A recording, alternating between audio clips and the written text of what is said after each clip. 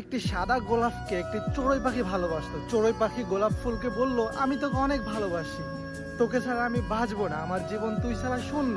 তখন গোলাপ বলল, না রে, আমি তোকে কখনোই ভালোবাসতে পারবো না, আমি একটি সাদা গোলাপ, আমি যতক্ষণ না লাল হচ্ছে ততক্ষণ আমি তোকে ভালোবাসতে পারবো না।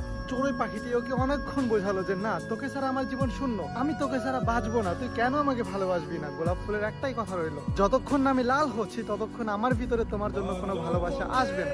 তখন চড়ুই পাখি গোলাপের লাল হওয়ার অপেক্ষায় বসে রইল এবং ও ভুলবশত গোলাপ ফুলের কাঁটার উপরে গিয়ে বসলো এবং ওই কাঁটা ওর শরীরে বিঁধে গেল, সেখান থেকে রক্ত বেরোতে লাগলো। ওই রক্ত দিয়ে সাদা গোলাপটি লাল ঠিকই হয়ে গেল। তখন ওই সাদা গোলাপ চড়ুইকে বলল, তোকে আমি এখন ভালোবাসি, কিন্তু আফসোস ততক্ষণে চড়ুই পাখিটি আর বেঁচে রইল না। আমাদের বর্তমান জেনারেশনের ভালোবাসাটা ঠিক এইরকম। আপনি যদি একবার কাউকে বলে দেন তাকে ছাড়া আপনি বাঁচবেন না, আপনার জীবনে সেই সবকিছু, সে ছাড়া আপনার জীবন শূন্য, আপনি তাকে ছাড়া কিচ্ছু না, একবার যদি এটা বলে দেন তাহলে তার ভিতর থেকে হারানোর ভয়টা চলে যায়।